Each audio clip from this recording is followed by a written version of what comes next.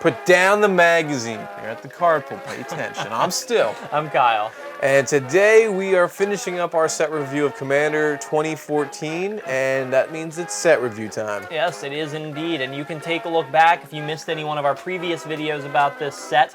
There's been two money card segments. I mean, there's been one money card segment. There's been two hidden gem segments. So you have three other videos. I don't think there is, but yeah. But yeah, there's other videos you can check out if you want to see our more detailed review of the set. This time we're going to do it more in general, and then we're going to give a grand finale, tell you what we think, where we rank this. So why don't we just dive on in, yeah? Prepare for the ride. So we're going to first, before we go into all this, we're going to tell you exactly what we do for this. So when we go into the set, we look at the themes and mechanics. Afterwards, we touch upon the hidden gems that we found and chose personally. Then it's all about those money cards, the Benjamins that have stood the test of time. And also for this set, well, there isn't any true lore, so we're going to look over that for this one. But the impact of this set, that's what really holds a thing for that. Yes. And afterwards, we'll go ahead and rank this and tell you why we stand for that. Indeed. So let's start off with our Bing Bang themes and mechanics. Indeed. So, Graphic. Yeah, there we go. That's nice. I like that. So for this one, there's not a lot, but we got some cool ones, and Kyle? We do, yeah. So let's kick it off with pretty much the reason this set exists in the first place. Planeswalker commanders. Yes. And for the example, we have Teferi. This is the reason this set was made, was to preview the very first series of 5 monocolored Planeswalkers who can serve as your commander. And this made, in my opinion, the entire set worthwhile right there. Yeah. Because the idea of making Planeswalkers commanders has changed the game in so many ways. Yeah, both for support, how they interact with just damage. It's like, are you attacking me? Or are you attacking Teferi? And let's be honest, Teferi is the poster boy child for Commander Planeswalkers. Yeah, and I think a lot of people were worried about this concept at first, like, oh, is this going to be too powerful? You know, our Planeswalkers are really good. Are they going to be too broken as commanders? Honestly, over the test of time, as they've released other ones, for example, it's proven they're really, I mean, they're good, for sure, but they're not insanely better than creatures, or vice versa. It's not one-sided like the argument was. However, the one thing to note is that there isn't as much removal for them. There is more that's been released lately, but it is still significant how much more you can hit a creature, an artifact, an enchantment, lands. But Planeswalkers, it has to be specifically a permanent, any permanent for that, and that is extremely lacking. Right, they have certain advantages over creatures in that they're harder to kill the standard way, but also they have more disadvantages because they are more vulnerable to being attacked, for example. So it's a little more balanced in that regard. Yeah, it just requires, but it's not better, it's not worse. It just requires different deck building for Planeswalkers as opposed to creatures, but one thing you will notice about the Planeswalkers themselves, if we pull up Teferi here again, you'll see that aside from his ultimate, his plus and his minus are the same value. That's consistent with all 5 of these Planeswalkers, because when they were first designed, Wizards was worried that if they had a plus ability that was greater than their minus ability, it would tick them up to the ultimates far too quickly. And that is the problem with these, because you get into that weird purgatorial stance where you just start teetering back and forth. Well, and you realize with the more recent round of Planeswalker commanders, they did away with that. The values are different. Or Windgrace is a great example Right, of that Windgrace, one. the +2 and a -3, and Aminatu is like +2, -1. And Will as well. Will and, what's their name? Well, Will and Rowan are also the same, yes, from Battle Bond. They have different values as well. So they've kind of gone, they tested it out with these, and honestly, the generic plus and minus being the same made these Planeswalkers slightly worse than other ones. However, Teferi is still, it's a C-EDH right there, so. Oh, definitely. But yeah, it makes them a little bit worse when they don't have a plus that can keep going up. However, they're really fine. Again, they've withstood the test of time, and they're still fair and interesting. And the price tag reflects that. But moving on to a mechanic I particularly enjoy and you despise. Lieutenant is the effect. Now, pretty much the main point of this is as long as this creature's out and your commander as well, you get an added bonus that is tacked on. And in this case, when we're looking at Thunderfoot Baloth, as long as this is out and your commander, all your creatures, including this guy, get a +2/2 and trample. So it makes it worthwhile to have both out at the same time. Typically, you'll see somebody hold this creature back just for that moment. And there's one in each color. This one is arguably the best one. It can win you games, but we're not going to talk too much about this. But as the mechanic itself, I enjoy it. It adds a lot of flavor to the game.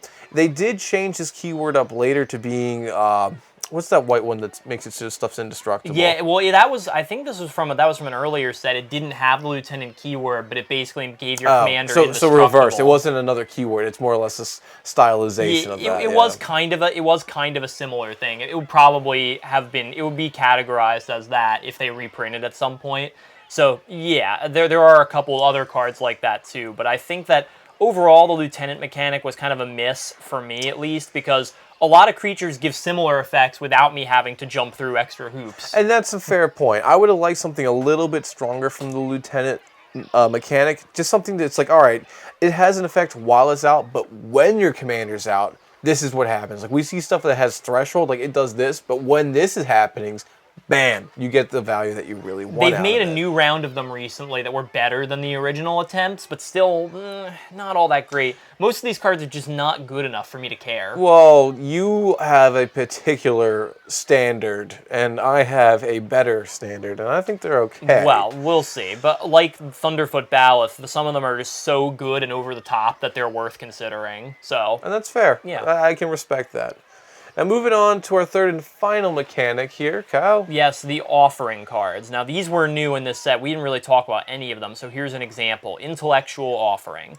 So, both of them, all the offering cards, there were 5 of them, 1 in each color. They had 2 effects, and for each one, you choose an opponent, and then you and that opponent each get the same kind of effect. So for this one, you and target opponent draw 3 cards each, and then you and target opponent untap all non-land permanents you control. It doesn't have to be the same person. You could choose, 2 different people for these abilities, so basically 3 people get the benefits of this, or 2, whichever you want. It adds to the political flavor that we see in a lot of games. Yeah, this was an attempt to add, another political type mechanic to the game. But again, this cycle really didn't go over very well with me because I'm sorry, a lot of times I don't get these cards. Like, why would I ever willingly give someone else an advantage? Why? I just don't understand. It's not an advantage. It doesn't compute with me. Man, you got to read like some of those books, like The Strategy of War and stuff like that, because it's like the enemy of my enemy is my friend for now. Well, let me give you a weapon to beat them in, and then now make you the enemy. This is kind of like what that's happening here. It's like, why? Like, yes, you wouldn't typically want to give somebody that, but you're not giving this to the person who's ahead. You're making an ally to bring down whoever's on that throne to your level. And that's the point of these cards. Not all of them are as playable as the others, and for that, you're correct. But being able to add a dynamic where players interact, not just creatures or enchantments or whatever, players have a different interaction. That's key for this, and that actually is very important. They might be fun for the politics game, I guess that's true, but honestly, I could feel like there are way better things that can be done for much less mana that don't benefit other people, so that's a hard pass from me. I mean, honestly, making so that all non-land permanents can now untap, okay, yeah, you can now turn on things that you didn't have the ability for. Yeah, but I could just do that for myself for way less mana. Oh my God. Remind me never to ask you to help me if I'm drowning, because like legit, I know I'm getting nothing out of it. Hidden Gems, that's what we're on for right now. So now these are the cards that we found. These are our parts 1 and 2 for this series. We'll throw up another quick little blip here if you want to check them out, because we're not going to dive too into them right now. That was a great sentence, I know. These are the cards that you don't see in play as much, but they are still powerful and they can be utilized in the right decks, and a lot of people just don't know they exist. So this is us kind of touching into them, and for a Commander set, it's no exception. There's great value in this because it is a special set for Commander players, and it was very strong in that regard. Yeah, and like in some cases we've talked about before, I think the hidden gems here aren't really all that hidden, because let's look at some of our top ones. We had like an Arcane Lighthouse, Myriad Landscape, Commander Sphere. These kind of things are things that most people use. They're not hidden gems, mostly because they're just so good, and there are some reprints in here. There aren't that many new cards to talk about. For OG cards only, we talked about. But for the part 1 that we did, those are a little bit more off the beaten path. So those, if you're looking for some sort of interesting thing to add in as a tech card, you'll be a lot happier with. But that said, as we discussed, these decks were monocolored, And there haven't been other monocolor commander decks since then. I really feel like we're due for another round of monocolor decks. I kind of hope not. I'd rather a 4-colored or a 5-colored or something else, a little bit more less printed. But anyway, cards like the ones we've mentioned, and even some of the other more obscure hidden gems, really revolutionized commander play, especially in those single color decks. They got the support they needed with Unstable Obelisk and Myriad Landscape. Yes. Other decks just got a generic catch-all staple like a Commander Sphere. Yeah, the staples galore. The hidden gems were really a lot of staples that were tacked in for part 2, I'd say. But for part 1, something that's like, I didn't know Black did this. Oh, I didn't know White had this, especially at this cost. Like, yeah. It's worth checking out. Definitely. But for the money cards, where we talked about in our last video from last week, we'll also throw one more blip to go check that one out. Wow. Yeah. These are not only reprints, but some OG original stuff that is just off the charts. Teferi being the poster child for this set gives you an idea of how expensive some cards can be. Yeah, the reprints like Cyclonic Rift and Wormcoil Engine, some of the greatest hits of the game, really. They only keep going up. Yeah, and then the others like Titania, Gulkar, Gisa, yeah, the Planeswalkers themselves, a couple of them were on there. They've expanded the Commander format in so many ways and introduced all kinds of new strategies. Overall, huge win for the money cards. Yeah, so this is one set to buy. Oh yeah, definitely.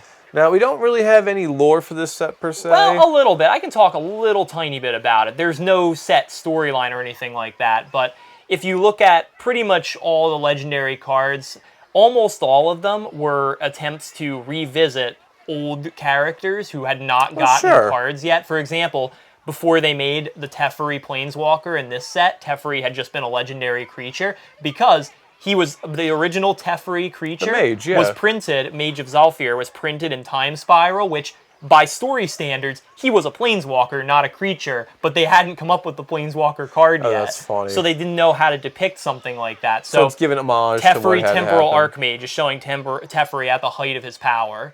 And Freyalise too, then. yeah, and Freyalise is a character who died a long time ago in the Magic storyline, but all these creatures, like a lot of these characters, like Feldon is a dead character as well. You bring back these characters in new ways that kind of give people the chance to actually play with them, and it's a lot of fun.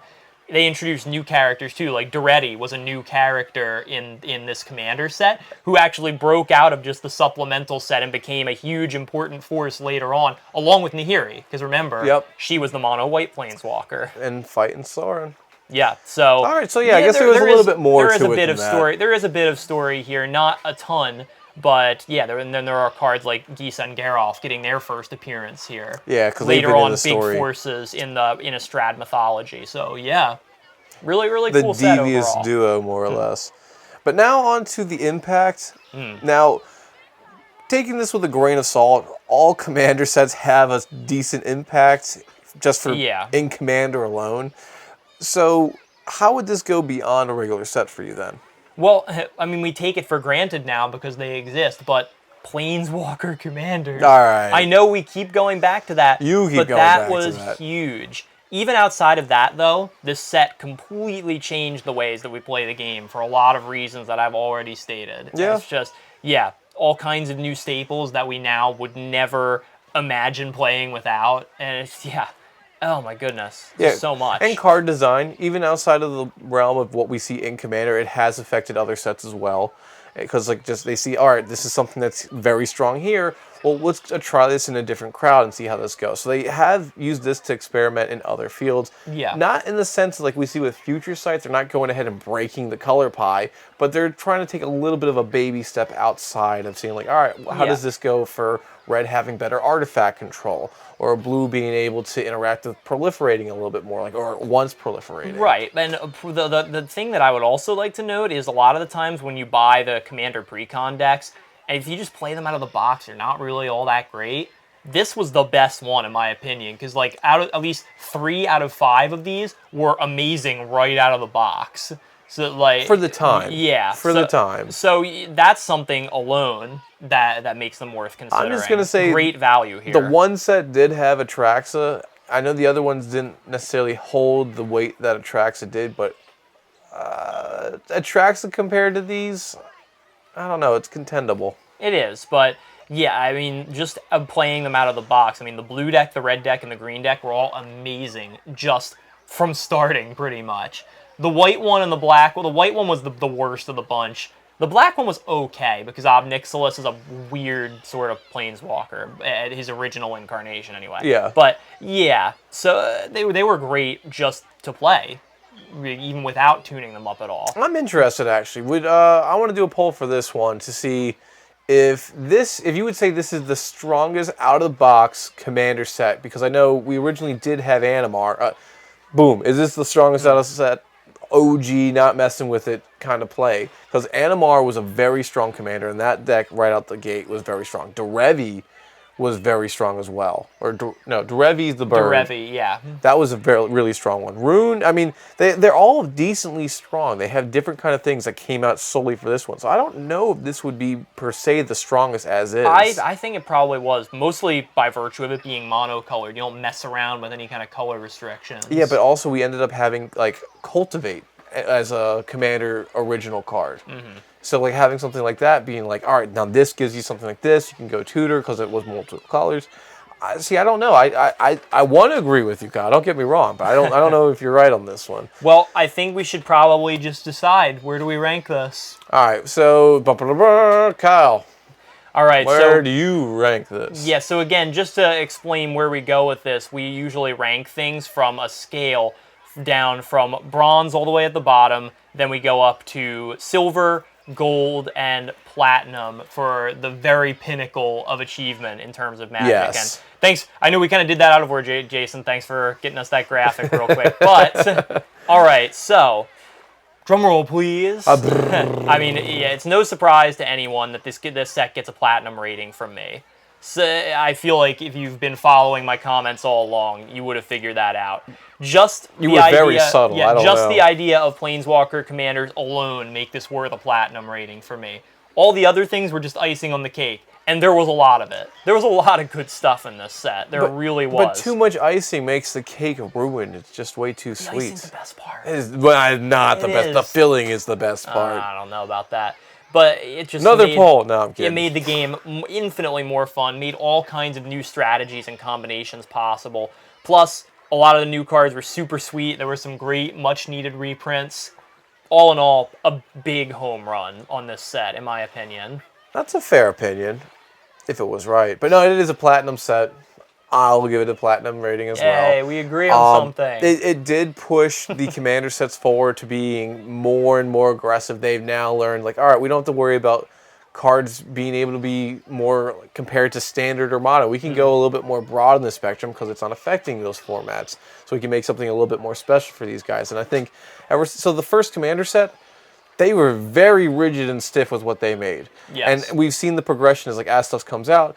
Okay, we can loosen the tie, get the buttons Pushing down. the boundaries a little bit. They push the boundaries more because they know that this is more fun and people are more willing to enjoy the game differently. Yeah. So this was a great stepping stone for them to do that, especially with something they were definitely out of their comfort zone. Oh yeah, and I'm kind of sad that honestly with Commander 2017 when they did the second round of Planeswalker Commanders, they weren't very well received at all, and I'm very disappointed about that because mostly not because the Planeswalkers were bad, but because the decks themselves were garbage for the most part. Well, yes and no, but I mean, we're also seeing, what was it, the Will and whatever her name was, they also were partner commanders, but that was from Battle Bond, that wasn't even a commander set. So they're trying to still figure out as they're going with it, and they're even, I mean, if Modern Horizons was any kind of indication, they're willing to make some commander-worthy cards outside of commander sets. But so far, the only one of the newer ones that's really stuck around and made any kind of impact is Lord Windgrace.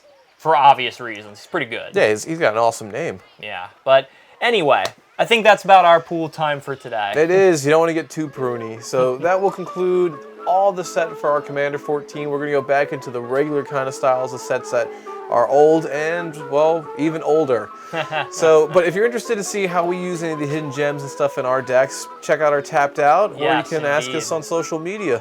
We're all over it. We got Reddit, we got Twitter, we got Facebook, and you can email us at mtgthecardpool@gmail.com. Yeah. Until then, I'm Stu. And I'm Kyle. And we'll see you next time at the Card Pool.